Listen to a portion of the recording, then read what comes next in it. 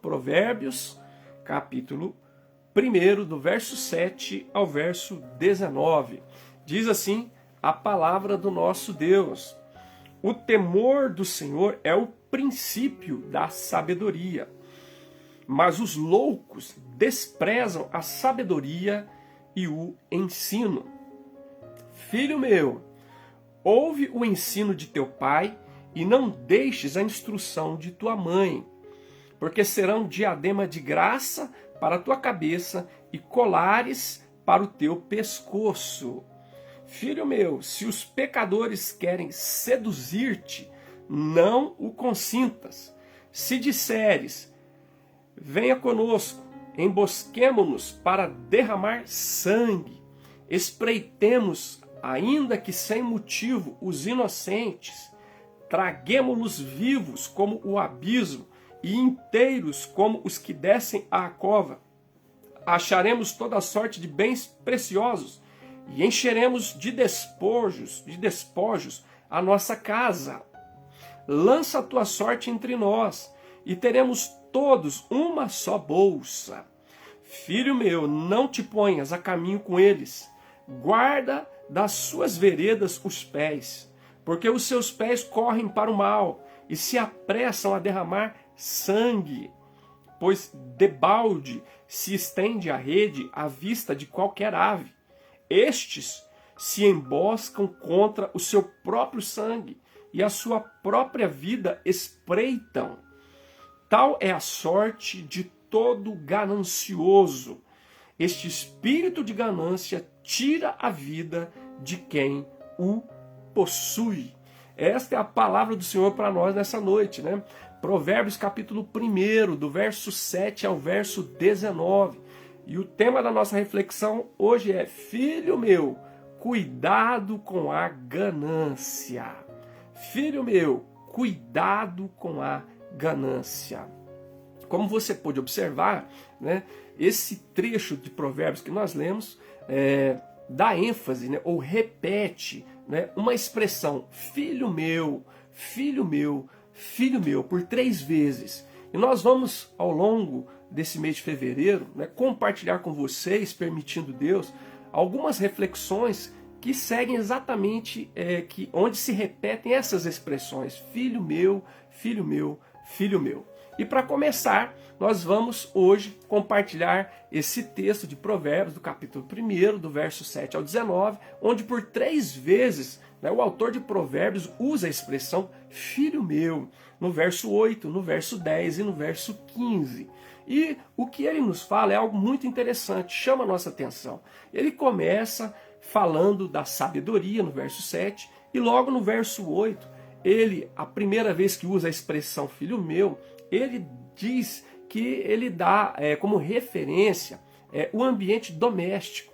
E ele diz a esse que ele chama de filho meu, que ele dê atenção ao ensino do pai e à instrução da mãe.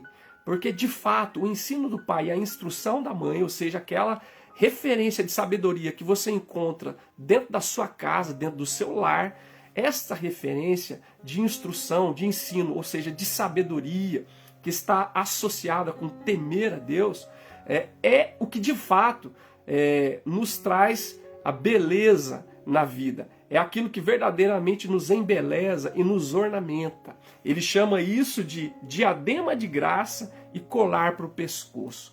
Então as pessoas usam adereços, né? Usam aparatos para se embelezar, e o autor de Provérbios, na linguagem poética, né, ele usa essa metáfora para dizer que o ensino do pai e a instrução da mãe é como se fosse uma diadema de graça, uma coroa na cabeça e um colar no pescoço. É o que verdadeiramente nos ornamenta de fato e de verdade. E aí ele diz, filho meu, na segunda expressão, né, quando os pecadores quiserem seduzir você, e eles vão querer, né, eles vão tentar te seduzir, não aceite, não consinta com eles. E a proposta que eles vão fazer é uma proposta que envolve até o extremo de derramar o sangue de um inocente, né? E eles vão fazer uma proposta muito sedutora para você. E os pecadores vão te dizer o seguinte, olha, vamos ficar de tocaia, vamos fazer uma emboscada. contra um desavisado, contra um tolo, de repente uma pessoa que está desapercebida, e vamos levantar-nos contra esse indivíduo, que aqui é chamado de inocente, e sem motivo, nós vamos nos levantar contra essa pessoa e vamos tragar ela como se fosse uma sepultura, como se fosse um abismo, quando traga vivo, quando traga um indivíduo por inteiro. Nós vamos colocar de emboscada, de tocar, e vamos nos levantar contra alguém, não é, que está andando de maneira inadvertida ou que está passando desapercebido, e vamos tomar essa pessoa e, se necessário, vamos matá-la e vamos nos apropriar dos bens dessa pessoa. E vamos encher, né, vamos tomar como recompensa, como os seus bens preciosos, como despojo de guerra, como recompensa de guerra. Nós vamos tomar os bens dessa pessoa e nós vamos ter uma mesma sorte. Se você vier com a gente, nós vamos dividir. E isso vai ser a nossa recompensa. Nós vamos repartir aquilo que nós vamos arrancar desse indivíduo, dessa pessoa. Então, o autor de Provérbios diz: filho meu, não te põe caminhos com essa pessoa, com esse bando. Não associe com eles, não ande nos caminhos deles, porque o que eles praticam é o mal e eles estão prontos a derramar sangue. Eles podem chegar ao extremo de atentar contra a vida de outra pessoa. Não faça isso. Eles não sabem que quando estão atentando contra outra pessoa, na verdade estão armando uma arapuca para si mesmos, conforme diz o verso 18. E o que a gente vai notar é que por detrás de tudo isso, por detrás desse convite do perverso, dos pecadores, de atentar contra alguém, para poder retirar dessa pessoa os seus bens preciosos, para poder se enriquecer, para poder tirar proveito de uma situação e de uma vulnerabilidade de alguém, para se sair bem. Por detrás disso está uma coisa muito sutil, mas bem conhecida. O verso 19 diz que por detrás desse convite, por detrás dessas atitudes, por detrás de tudo isso está uma motivação que está calcada na ganância. O texto diz que essas pessoas acabam armando arapucas para si mesmas, e o verso 19 diz: tal é a sorte de todo ganancioso. Esse espírito de ganância tira a vida de quem o possui. Então, por isso que estas expressões usadas pelo sábio aqui em Provérbios: filho meu, cuidado com a ganância. Cuidado, porque detrás de toda esta descrição nos versos que lemos está exatamente esse mal, a ganância. A ganância está por detrás da ação dos pecadores, do convite que ele faz e de tudo que ele intenta realizar como ganho, como proveito, como lucro, como satisfação. Por detrás da sua violência, da sua maldade, do derramar sangue, do atentar contra a vida da outra pessoa, está no cerne da sua motivação está a ganância. O desejo descontrolado e desenfreado de possuir dinheiro, posses, bens, móveis e imóveis, né? Mesmo que para isso ele precise atropelar e passar por cima de um indivíduo inocente e sem motivo, como diz o texto. Então, esta palavra é uma palavra muito oportuna para mim e para você. Filho meu, cuidado com a ganância. E eu queria destacar aqui pelo menos 3 motivos pelos quais, olhando para o texto, né, a gente pode observar que essa palavra é extremamente oportuna. Filho meu, cuidado com a ganância. Em primeiro lugar, a gente precisa ter cuidado com a ganância, porque movido por ganância, a gente é capaz de fazer o mal para o próximo. Sabe? A ganância, ela se instala no coração porque somos pecadores, ou ela se manifesta porque nós somos pecadores, e movido por esta atitude, por esse mal, por esse pecado chamado ganância, que é relacionado entre os pecados capitais, né? Entre os 7 pecados capitais, um deles é a avareza ou ganância. Então, movido por essa tortuosidade do nosso coração, a ganância, a gente é capaz de praticar o mal contra o próximo. Você veja que o texto diz, no versículo de número 11 de Provérbios 1, ele diz: se disser, venha conosco, embosquemos para derramar sangue. Espreitemos ainda que sem motivo os inocentes. Traguemos-nos vivos como o abismo, inteiro como os que descem a cova. E ele fala de fazer o mal contra o próximo. E o verso de número 16 diz que ele se apressa para derramar sangue. Alguém movido por ganância é capaz de fazer o mal contra o próximo, a despeito de que o próximo não lhe tenha feito absolutamente nada, a despeito que esse próximo seja inocente, a despeito de que esse próximo seja alguém completamente vulnerável, como muitas vezes a gente vê pessoas se aproveitando de um idoso, pessoas se aproveitando de um inválido, pessoas se aproveitando de uma situação de alguém que está vivendo um luto. Então, é uma situação de completa falta de sensibilidade, né? De empatia, de amor, né? Porque a ganância arranca de nós todos os nervos, né? Todos os nervos no sentido de ter sentimento em relação à dor da outra pessoa, né? A vulnerabilidade da outra pessoa, né? E nós nos colocamos numa atitude como se fosse uma fera para devorar uma presa. Então, você percebe o convite dos pecadores, vamos nos colocar de tocaia, vamos nos emboscar. E quando esse indivíduo passar desapercebido, vamos pular em cima dele e vamos tirar tudo que ele tem e vamos, se necessário, derramar sangue. Mas essa será a nossa recompensa. E se você vier conosco, nós vamos repartir. Será o nosso despojo. Nós vamos repartir aquilo que nós conquistarmos, arrancando desse otário, dessa otária. Então observe que coisa perversa. Por isso, Provérbios diz com muita clareza, cuidado, filho meu, cuidado com a ganância. Porque se você se deixar seduzir por ela, se você se deixar mover pela ganância, você é capaz de praticar o mal contra o próximo. É isso que acontece, como nós vemos à nossa volta em tantas situações, né? Se você se deixar levar, você vai entrar para uma quadrilha, você vai se tornar um golpista, você vai se tornar um estelionatário, você vai promover o mal, a violência, né, contra o próximo. E quando a gente olha para a Escritura, a gente vê tantos exemplos de pessoas que foram envolvidas pela ganância. A Escritura fala de muitas pessoas, uma delas é Acã, em Josué capítulo 7. A palavra de Deus diz que Acã, né, naquele período em que o povo de Israel estava conquistando Canaã, numa das batalhas, né, exatamente Jericó, ele foi levado por cobiça em relação a uma capa babilônica, em relação a 50 ciclos de prata, em relação a uma barra de ouro. E movido por aquilo, ele fez aquilo que ele não deveria fazer.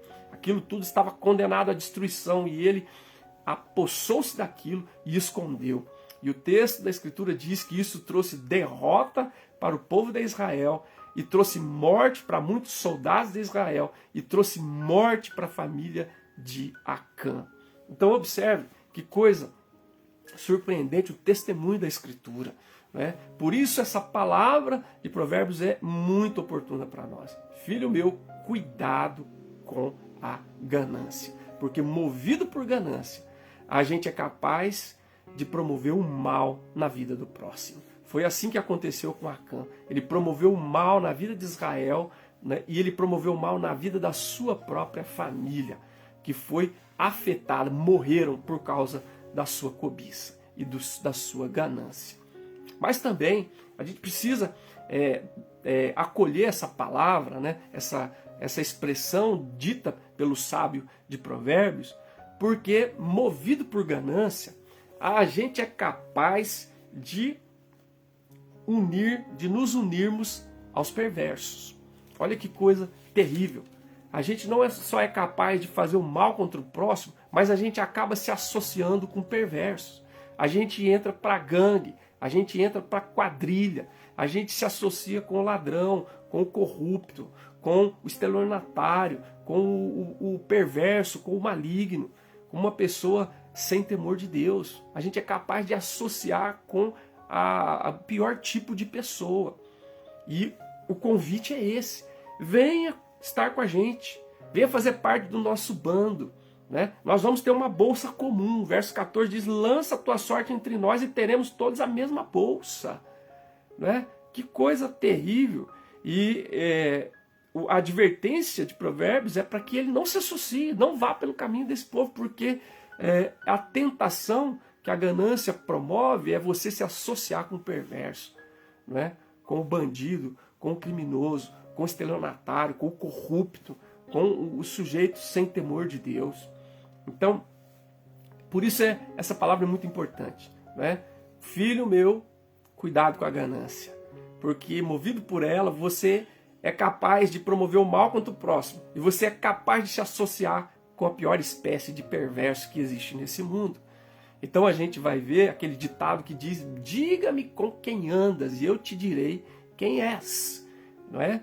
Então a gente precisa cuidar com isso, porque se a ganância toma parte do nosso coração e é a motivação da nossa vida, se a gente não cuidar, daqui a pouco nós estamos envolvidos com as coisas mais horríveis, deploráveis e reprováveis, como nós vemos o tempo todo sendo testemunhado pela mídia do nosso país. Pessoas se envolvendo com desvio de dinheiro, pessoas explorando, pessoas enriquecendo ilicitamente em cima da miséria, da desgraça e da morte das pessoas, por causa de ganância. Então, isso é muito importante da gente observar. A Escritura nos dá testemunho também de que Judas, movido por ganância, entregou Jesus por 30 moedas. E olha que coisa, ele se associou com perversos. O cenário dos dias de Jesus nos mostra os religiosos de Israel se associando com os romanos por causa de ganância. A elite religiosa de Israel estava corrompida, movido por poder e por ganância, Eles se associaram com os romanos na opressão do povo de Israel. E agora Judas, um discípulo do Senhor, um apóstolo escolhido pelo Senhor, movido por ganância, ele se associa com perversos, com a elite religiosa de Israel, que estava tramando e queria matar Jesus. Por causa do que Judas se envolve nisso? Por causa de ganância, né? Pelo desejo de enriquecer-se ilicitamente, né? De maneira rápida e fácil. Então olha só que loucura. É por isso que essa palavra é tão apropriada para nós, né? Cuidado, filho meu, cuidado com a ganância, porque movido por ela, você e eu somos capazes de nos unir à pior espécie de perverso, e que Deus nos livre desse caminho em nome de Jesus. Como eu disse, há um ditado entre nós muito conhecido, é muito popular, e ele traz a seguinte expressão: diga-me com quem andas e eu te direi quem és. E há outro mais ainda interessante: ande com os sábios e serás um deles. Ande com os insensatos e serás pior do que eles. Então que Deus nos livre de nos tornarmos refém da ganância, em nome de Jesus, para que a gente não seja movido a praticar um mal contra o próximo, e para que a gente não seja movido a nos associar com os perversos que estão andando longe do Senhor e contrários à sua palavra e à sua vontade, no nome de Jesus. Mas também há uma outra questão que chama muito a minha atenção, né? A gente precisa tomar cuidado com a ganância, porque também, movido por ganância, a gente é capaz de cavar a própria sepultura. É o que está dito em Provérbios. Quem se move por ganância não só pratica o mal contra o próximo, não só é capaz de associar com a pior espécie de perverso, mas acaba cavando a própria sepultura. O texto diz, no versículo de número 16, que os pés desses perversos correm para o mal e se apressam a derramar sangue. Só que é um grande engano nessa corrida para o mal, para derramar sangue, tentando tirar proveito, tentando tirar lucro, tentando se enriquecer, tentando adquirir bens de uma maneira ilícita, né? O texto diz, verso 17, debalde se estende a rede à vista de qualquer ave. Todo mundo sabe que se você tentar fazer uma arapuca e o passarinho estiver vendo, não vai dar certo.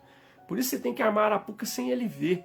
E aqui ele está dizendo, se você armar uma rede para pegar um pássaro, né, naquela época, naquele contexto, e ele estiver vendo, não vai funcionar. Agora, a loucura, a estupidez, a estultícia, né, a insensatez do perverso é exatamente essa. Ele, movido por ganância, é capaz de fazer o mal contra o próximo, é capaz de andar contrário à vontade de Deus, e ele não sabe que está cavando a própria sepultura. O texto diz, verso 18, estes se emboscam contra o próprio sangue, e a sua própria vida é que eles estão espreitando. Eles estão fazendo mal para o próximo, eles estão explorando o próximo, eles estão envolvidos em corrupção, em roubo, em desvio de dinheiro, né? em estelionato, em passar os outros para trás. Eles não sabem. Estão se achando espertos demais por estarem passando o próximo para trás, enganando o próximo. Eles não sabem que estão cavando a própria sepultura. O texto diz que eles estão emboscando contra o próprio sangue. O texto diz que eles estão espreitando contra as suas próprias vidas. Eles estão fazendo mal e preparando a cama para si mesmos. Por isso o texto do provérbio diz, quem cava uma cova cairá nela. Você cava uma cova para o outro cair, você não sabe que você poderá cair nela. Pelo caminho que você está trilhando, a não ser que você se converta, que você se arrependa, que você mude de direção, você que vai cair nela. Aquele que rola uma pedra, essa pedra rolará sobre ele, diz o texto de Provérbios. E aqui o texto diz que essas pessoas que se levantam, que se emboscam de tocaia para apanhar o inocente sem motivo, para agredi-lo, para matá-lo e para pegar os seus bens, o seu dinheiro ou aquilo que ele tem, para enriquecer ilicitamente, essa pessoa está emboscada contra o seu próprio sangue. Essa pessoa está espreitando contra a sua própria vida, diz o texto bíblico. E aí, para piorar a situação, o verso 19 diz, tal é a sorte do ganancioso. Tal é a sorte do ganancioso. Esse espírito de ganância, diz o texto, tira a vida de quem o possui. Então, esta palavra de Provérbios é extraordinária. É uma palavra extraordinária. Que Deus permita, em nome de Jesus, que eu e você possamos dar ouvidos a essa palavra. Filho meu, cuidado com a ganância. Cuidado com a ganância. Porque movido por ela, a gente é capaz de praticar o mal contra o próximo. A gente é capaz de associar com os perversos. A gente é capaz de cavar a própria sepultura sem se dar conta disso. Se observa que o texto bíblico nos dá testemunho de pessoas que cavaram o próprio mal sem saber que estavam plantando o próprio mal para si. O texto diz que o Judas, movido por ganância, entrega Jesus e ele acaba colhendo o mal para si. O texto diz que Ananias e Safira, movido por ganância, eles mentem ao Espírito Santo, movido por ganância, e eles colhem o mal que eles estavam semeando. Eles acabam cavando a própria sepultura. Judas acaba cavando a própria sepultura. Ananias e Safira acabam cavando a própria sepultura. E tudo por quê? Movidos por ganância. Olha que coisa surpreendente. Quando você olha para a Escritura, os exemplos que nós temos do Antigo e do Novo Testamento, pelo menos 2 de cada, Acã e Geazi no Antigo Testamento, Judas e Ananias e Safira no Novo Testamento, nos mostram que todas essas descrições de Provérbios acabam recaindo sobre aquele que se deixa mover por ganância. Estas pessoas acabam atentando contra o próximo, se envolvendo com os perversos e acabam cavando a própria sepultura para si. O Geazi recebeu sobre si a lepra de Naamã. Por quê? Por causa da sua ganância, por causa da sua cobiça, por causa da sua avareza. Então, amados, que Deus permita em nome do Senhor Jesus, que a palavra do sábio de Provérbios entre no nosso coração, e que nós tomemos cuidado com a ganância, que nós não nos deixemos levar por esse espírito de ganância, que induz aquele que por ele é dominado a fazer o mal contra o próximo, a se envolver com a pior espécie de pessoas perversas e a cavar a própria sepultura para si. A Escritura nos dá conta de que essa é uma marca dos falsos mestres. O apóstolo Pedro diz que os falsos mestres, movidos por ganância, vão fazer comércio de vós. É a advertência do apóstolo Pedro na sua segunda epístola, no capítulo 2. e a gente olha à nossa volta, é exatamente isso que a gente vê. Uma das marcas dos falsos mestres é que eles são movidos por ganância. E a sua ganância faz com que eles façam comércio do povo de Deus. Use o povo de Deus como meio para enriquecer-se ilicitamente, de uma forma vergonhosa, de uma forma reprovável aos olhos de Deus e da palavra do Senhor. E o apóstolo Paulo chega a dizer que tem gente que acha que a piedade é fonte de lucro, né? A vida piedosa é motivo para ganhar dinheiro, ou seja, ganância. O apóstolo Paulo chega a dizer em 1 Timóteo 6,10 que o amor ao dinheiro é a raiz de todos os males. E que muitos, movidos por essa cobiça, naufragaram na fé, estão se atormentando com muitas dores, como Geazi, que teve sobre si a lepra do próprio Naamã. Então que Deus tenha misericórdia de nós, que Deus tenha misericórdia de nós, e nos livre dos enganos do nosso coração, e que nós acolhamos essa palavra que diz: filho meu, cuidado com a ganância. Agora, eu quero destacar também como é que a gente pode evitar isso, né? A gente reconhece isso, os males que alguém movido por ganância é capaz de se envolver. Como é que a gente pode evitar isso? Olhando para o próprio texto também. Primeira coisa importante é: dê atenção aos exemplos de sabedoria.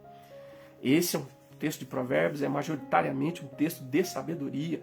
E esse trecho que lemos nos dá essa possibilidade de levantar essa hipótese, né? Dê atenção aos exemplos de sabedoria. O autor de Provérbios diz: filho meu, ouve o ensino de teu pai e não deixe a instrução de tua mãe. E ele mesmo, como um sábio, diz: filho meu, filho meu, filho meu. Então, aqui ele usa a figura do pai, a figura da mãe, a figura do mestre, a figura do sábio, a figura do justo, ao longo do livro de Provérbios, a figura do piedoso, né? A figura daquele indivíduo que é tomado pelo temor de Deus no seu coração. Então, olha que coisa surpreendente. É claro que ele está falando de maneira geral. Isso não se aplica a todo pai e toda mãe, porque há muitos pais e muitas mães que, infelizmente, não são um exemplo para os seus filhos. Mas, de maneira geral, né, a gente sabe que, geralmente, um pai e uma mãe, né, um mestre, um sábio, um justo, um indivíduo piedoso, ou seja, alguém que carrega a marca da sabedoria, né, esse indivíduo, estas pessoas são exemplos, são referência de sabedoria para nós. E nós não podemos desperdiçar os exemplos, as referências de sabedoria que temos à nossa volta, né? Começando no nosso ambiente doméstico, começando na nossa relação familiar, a família extensiva, começando olhando para a nossa relação na comunidade de fé, né? Olhando para pessoas da própria sociedade onde nós vivemos, que são referências, que são exemplo de sabedoria. E estas pessoas devem ser olhadas, miradas com atenção, né? E observadas e imitadas como exemplo de sabedoria para nós. Então ele diz: olha para o seu pai, para sua mãe, guarda o ensino do pai e não deixa a instrução da mãe, porque isso vai ser o verdadeiro adorno da tua vida. Não são joias, não são relógios, não são brincos, não são colares ou qualquer outro adereço e aparato que você possa colocar para embelezar a sua vida. O que verdadeiramente vai adornar a sua vida é acolher, é olhar, é mirar esses exemplos e imitar esses exemplos de sabedoria, né? Guardar aquilo que você recebeu como a partir desses exemplos e referência de sabedoria. Que aqui ele cita pai, mãe, o mestre, o sábio, os anciãos, os justos, os piedosos, aqueles que têm temor de Deus no coração. Então, dê atenção aos exemplos de sabedoria. Quantos exemplos de sabedoria nós temos à nossa volta? Louvado seja o nome do Senhor. Ainda que nós sejamos assediados, né, pelo convite, pela proposta dos perversos, louvado seja o nome do Senhor, porque à nossa volta nós temos os exemplos de sabedoria. Homens e mulheres de Deus, piedosos, tementes, crentes, honestos, né, trabalhadores, né, leais, fiéis, que são exemplos. E o Salmo 16 fala que nós somos cercados pelos notáveis, nos quais nós temos todo o nosso prazer. E também o apóstolo Paulo vai dizer lá, 2 Timóteo, dizendo o seguinte, que o jovem deve abandonar as paixões da mocidade, seguir a justiça, a fé tal, e com aqueles que de coração puro invocam o nome do Senhor. Tem gente de coração puro que invoca a Deus. Tem gente que é referência de sabedoria, exemplo de sabedoria para as nossas vidas. E nós devemos dar atenção, devemos mirar, devemos imitar esses exemplos de sabedoria no nome de Jesus e para a glória do Senhor. Também há um outro conselho importante para nós evitarmos cair nessa cilada da ganância. Acolha as advertências da sabedoria. Você tem que dar atenção aos exemplos de sabedoria e acolher as advertências da sabedoria. Olha que coisa surpreendente. O texto fala, se os pecadores querem seduzir-te, não consintas. A advertência é clara, não consinta. Não se deixe envolver por essa proposta sedutora, tentadora, de ficar rico de maneira rápida, de maneira fácil demais, sem trabalho, atentando contra a vida do próximo, contra o bem do próximo, contra a família do próximo, né? De maneira ilícita.